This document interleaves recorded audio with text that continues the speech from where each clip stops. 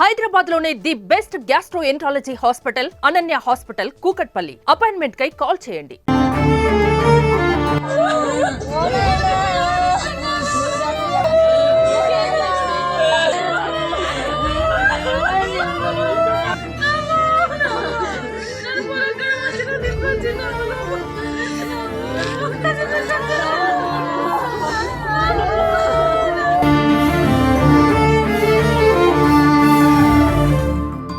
Hi hello welcome to Suman TV. ప్రస్తుతం మనం వరంగల్ జిల్లా నర్సంపేట డివిజన్ పరిధిలో కానాపురం మండలం ఉన్నాము. ఈ కానాపురం మండలంలో రాగంపేటకు చెందినటువంటి కృష్ణ అనే వ్యక్తి గత కొన్ని సంవత్సరాల క్రితము ఒక యాక్సిడెంట్ కాగా యాక్సిడెంట్కి సంబంధించినటువంటి కేసు ఇప్పుడు తుది దశకు వస్తున్న సమయంలో ఆ యాక్సిడెంట్ అయితే అప్పుడు అయినప్పుడు ఎక్స్ పార్టీ ఎవరైతే ఉంటారో వారు రాజీ కొరకు ఒక 10 లక్షలు డిమాండ్ చేశారని తెలిసింది.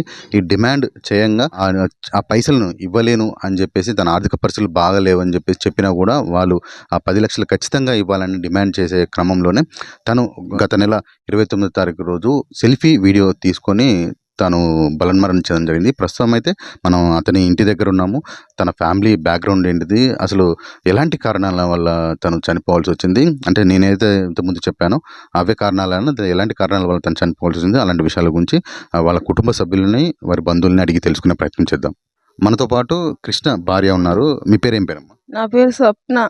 స్వప్న గారు, ఏం జరిగింది? అయితే మీ భర్త గత నెల 29వ తారీఖు రోజు సెల్ఫీ వీడియో తీసుకొని బలన్మరణం చెందాడు. అసలు ఎందుకు ఆ పని చేయాల్సి వచ్చింది? వాళ్ళు బెదిరించిండ్లు. ఆడికి తాళ్ళెక్కడానికి పోతే అన్నారట కదా, నీ భార్యను నువ్వు 10 లక్షలు ఇవాళ రాజీకి పడతాను అంటున్నావు కదా, నీ లక్షతోనే మేము వదులుకోలేము, 10 లక్షలు ఇస్తేనే మేము ఒప్పుకుంటాం, ఈ పైసలు తీసుకొని నీ దగ్గరికి రాము, నిన్నేం చెయ్యమన్నారు. అయితే 10 లక్షలు నేను ఇయ్యను అని అనుకున్నాం అనుకో, నీ భార్యను నీ పిల్లలను నైటే చంపుతాం, నువ్వు ఇలా పేషికి కూడా పోవద్దు, నైటే చంపుతాం నీ భార్యను పిల్లలను, వాళ్ళని చంపి నీ ఇంటి మీదకి వచ్చి నేను ఉంటా, నా పిల్లలను తీసుకొచ్చి నీ ఇంట్లో ఉంటా అని చెప్పిందట. ఎవరన్నారు అట్లా మాట? ఈ పేషి పోతాడు కదా. ఏ పేషి అంటే మీరు ఏదైతే పేషికి వెళ్ళారో ఏ యాక్సిడెంట్ అది చెప్పండి. మొత్తంలో ఏం యాక్సిడెంట్, ఏం జరిగింది, ఎట్లా జరిగింది, వాళ్ళు ఎందుకు వాళ్ళు వచ్చి ఎలాంటి పరిస్థితి వల్ల వాళ్ళు మీ దగ్గరకు వచ్చి పైసలు అడగడం జరిగింది? గత 4 సంవత్సరాల క్రితం యాక్సిడెంట్ అయింది. వీళ్ళు బండి మీద పోతారు, బండి పెట్రోల్ కొట్టించుకుందామని బండి మీద పోతా అంటే మసీదు కాడ ఆయనే వెనకమార్లు వచ్చి గుద్దిండు, వీళ్ళనే గుద్దిండు. వీళ్ళు అటు సైడ్ ఎగిరిపడ్డాడు. ఆ గుద్దుడు వల్ల ఆయన పోయి వీళ్ళకన్నా మొదలు పోయి ఆ డివైడర్ని గుద్దుకొని ఆయన చనిపోయిండు స్పాట్లో. ఆడ సీసీ కెమెరా కూడా ఉంది, అప్పుడు చెప్పిన సాక్షులు ఉన్నారు, వాళ్ళందరూ ఉన్నారు, చూసిన వాళ్ళను. అది కేసు అయింది. ఇప్పుడు ఈ క్రమంలో ఎందుకు సూసైడ్ చేసుకోవాల్సి వచ్చింది? ఆ రోజు కాంచెల్లి పోతాడు వస్తాడు మధ్యలో మాట్లాడుకున్నారు. మధ్యలో మాట్లాడుకొని పెద్ద మనుషుల కాడ ఉంచి పెద్ద మనుషులను కూడా పెట్టుకొని మా ఊరు సర్పంచ్ వాళ్ళని వీళ్ళని అందరూ 4 ఊర్ల పెద్ద మనుషులు వచ్చి పంచాయతీ చేసుకొని లాస్ట్కి వచ్చారు, గింత ఇస్తామని ఆడ మాట్లాడుకున్నారు. మాట్లాడుకున్నాక మా తరపున పైసలు మేము ఒకడ అప్పు తెచ్చుకొని మాట్లాడుకొని మేము ఆ వ్యక్తి కాడ ఇవ్వాలని అంటే ఇచ్చినాక ఆ పైసలు మధ్యలో వ్యక్తి కాడ కూడా పెట్టినాం. ఆ వ్యక్తి కూడా ఫోన్ ఎత్తలేదు అందుబాటులో. ఆ 3 రోజుల కంచెలు ఫోన్ చేస్తా అంటే ఆ వ్యక్తి దగ్గర పైసలు పెట్టుకున్న వ్యక్తి కూడా ఫోన్ ఎత్తలేదు. ఫోన్ ఎత్తకుంటే పేరు కూడా అతని పేరు ఎవరో కాదు, నా మంచిగా నర్సయ్య అనే వ్యక్తి, ఆ వ్యక్తి కాడ 80,000 రూపాయలు పెట్టి 6 నెలలు అవుతుంది.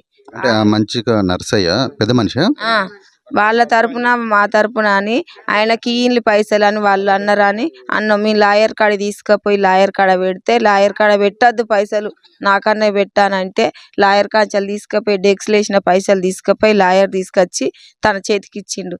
తన చేతికి ఇవ్వగానే ఆయన తీసుకుపోయి 6 నెలల కాంచెలు ఆయన దగ్గర పెట్టుకున్నాడు. మరి ఆయన పంపించిండ్లా వీళ్ళు పంపించిండ్లా ఎవరు పంపించిండ్రు, మాకు కావాలి, మాకు గట్టి నిర్ణయం కావాలి, ఆయన కాంచెలు కూడా పైసలన్నీ రావాలి నాకు. ఇప్పుడు ఆయన దగ్గర పైసలు ఉన్నాయి. మీ 3 రోజుల కాంచెల్లి నా భర్త చేసిండు, మా నాన్న చేసిండు, మా అమ్మ చేసింది, మా నెంబర్లు ఎవరు చూసుకున్నా ఫోన్ ఎత్తలేదు. 3 రోజుల కాంచెలు ఫోన్ చేస్తే 3 రోజుల కాంచెలు ఫోన్లో ఆయన ఎత్తలేదు. ఆ నెంబర్ చూసుకున్నా మరి ఎందుకు ఎత్తలేడని ఈయన భయపడ్డాడు. 6 నెలల కాంచెలు ఆయన దగ్గర పైసలు ఉన్నాయి, మరి ఆయన ఫోన్ ఎత్తలేడని ఆయన కాడ కూడా మరి ఎందుకు ఉంచుకుంటాను అని ఒక్క ఫోన్ చేసి నీ పైసలు ఏడిపోవు, ఇవాళ పేషి పోయేది, వాళ్ళు వీడికి వచ్చి తాళ్ళకి వచ్చి 6గురు వచ్చి నన్ను ఇట్లా బెదిరిస్తాన్లు, నా దగ్గర ఈ 10 లక్షలు ఇవ్వని వీళ్ళు డిమాండ్ చేస్తాన్లు. వాళ్ళ దగ్గర 10 లక్షలు ఏడదేను, నేను వీని దగ్గర 80,000 ఉన్నాయి, వీడు ఇత్తలేడు నా దగ్గర పైసలు, ఫోన్ చేస్తే ఎత్తుతలేడు, మరి ఈ పైసలు వస్తాయా రావా, ఆ పైసలు నేను ఏడదేను అని ఎవ్వలో చెప్పలే. తన కొడుకులు ఉన్నారు, వాళ్ళ అన్న కొడుకులు, ఆ కొడుకులో చెప్పుకోలేదు. తను ఎంబటి నన్ను బండి మీద తీసుకుపోయిండు, నన్ను బండి మీద తీసుకుపోయి స్టేషన్ కాంచెలే పోయిండు. నాకు ఒక్క మచ్చడ ఆడికి వచ్చినప్పుడు దింపినప్పుడే కానీ ఎంబడి పోయేటప్పుడే కానీ నాకేం చెప్పలేదు. చెప్పుడు ఏమైనా వాళ్ళే సెల్ఫీ దిగుకుంటా నన్ను వచ్చిండ్రు, వాళ్ళ దగ్గరికి వచ్చిండ్రు, 6 వచ్చిండ్రు. నేను కళ్ళు పడతా అంటే 6 వచ్చిండ్రు. కళ్ళు లొట్టి వాళ్ళకి ఇచ్చి, మా తాళ్ళెక్కటోళ్ళు అడ్డకాడ వాళ్ళ కళ్ళు వేరేటోళ్ళకు అమ్ము అని వాళ్ళకు అడ్డే కళ్ళు లొట్టి ఇచ్చి, ఆ లొట్టి వాళ్ళ దగ్గర నుంచి వెళ్ళి వచ్చి దూరం పోయిందట ఒక తుప్ప సాటుకు. ఆ దూరం పోయి ఆ మాటి చుట్టూ గిరేసుకొని ఆ మనిషిని వాళ్ళ దగ్గర ఉన్న శీలలతోని పొడతామన్నారట. ఇవాళ పైసలు నువ్వు ఇయ్యకుంటే 10 లక్షలు ఆడ ఇత్తనాన్ని వాళ్ళకి ఇత్తనాన్ని ఒప్పుకొని వచ్చిండట. నేను ఆడ వాళ్ళకి ఇత్తనాన్ని ఒప్పుకొని వచ్చిన, నా ఇంట్లో చూస్తే పైసలు ఏం లేదు, నేను అప్పు తెచ్చి ఇల్లు కట్టుకున్నా, నేను అప్పేడ కట్టాను, వాడు ఫోన్ ఎత్తుతలేడు, వాని పైసలు వాని కాడు ఉన్నాయి, నేను ఈడ 10 లక్షలు ఏడదేను, వీళ్ళకి ఏడియ్యా, నన్ను చంపు, నా పిల్లలను చంపుతా అంటాడు, రాత్రికే చంపుతానన్నాడు. అంటే ఇవన్నీ జరిగినప్పుడు మీతో చెప్పుకున్నాడు? చెప్పుకొనే చచ్చిపోయిండు, వాగ్దానం ఇచ్చే చచ్చిపోయిండు. సెల్ఫీ వీడియో తీసుకున్నాడు, వీడియోలో చెప్పిండు, మాకు చచ్చిపోయే ముందు కూడా ఈ వాగ్దానం గట్టి వాంగ్మూలం ఇచ్చిండు అందరికి. మా ఖానాపురం మండలం నుంచి వెళ్ళి కానిస్టేబుల్ వేన్లు వాళ్ళకి చెప్పి చివరిగా మీతో ఏం మాట్లాడాడు? మీరు బతుకులే, నేను చచ్చిపోతానా, వాళ్ళు మీ దగ్గర రారు, నేనుంటే వాళ్ళ దగ్గరకు వచ్చి వాళ్ళ ముగ్గురు చంపుతాడన్న ఉద్దేశంతోనే వాళ్ళు వస్తారట ఇంటి మీదకి, వాళ్ళు వచ్చి ఇంట్లో ఉంటారట, నేను చంపుతారట, మిమ్మల్ని ఎవరు చంపారు నేను చస్తే, నేను మిమ్మల్ని చంపనానే, మిమ్మల్ని చంపియద్దు, మీరు ముగ్గురన్నా మంచుకుంటారు, ఈ పేషి నాతో పాటు పోతుంది, ఈ ముగ్గురు మంచుకుంటుండులే అని చెప్పిండు. అంతే. ఇక్కడ కృష్ణ భార్య స్వప్న చెప్పేది ఏంటంటే, గత 4 సంవత్సరాల క్రితము ఒక యాక్సిడెంట్ మండల కేంద్రంలో జరగగా, ఆ టైంలో తను బైక్ మీద వెళ్తున్న క్రమంలో వెనుక నుంచెలు నల్లబెల్లి మండలానికి చెందినటువంటి ఒక వ్యక్తి ఈయన బైక్ని గుద్దగా తను డివైడర్ మీద పడి చనిపోయాడు. ఆ క్రమంలో అది కేసు నమోదై అది కోర్టు విచారణ జరుగుతూ ఉన్నది. కోర్టు కేసు తుది దశకు రాగా రాజీ పడాలని చెప్పేసి వాళ్ళు బలవంతం చేశారు. రాజీ పడాలంటే 10 లక్షలు ఇస్తేనే మేము రాజీ పడతామని చెప్పేసి వాళ్ళు డిమాండ్ చేయడం జరిగింది. కానీ కృష్ణ తను వ్యక్తిగతంగా తను గౌడ కులస్తుడు, తను తాళ్ళు వెక్కుకుంటా వ్యవసాయ కుటుంబ నేపథ్యం గల వ్యక్తి. నేను ఆల్రెడీ ఇల్లు కట్టుకున్నాను, నేను అప్పుల బాధలో ఉన్నాను, నాకు అంతగా ఇచ్చేంత స్తోమత లేదు, మీరు పదే పదే నన్ను అడగండి అని చెప్పాడు.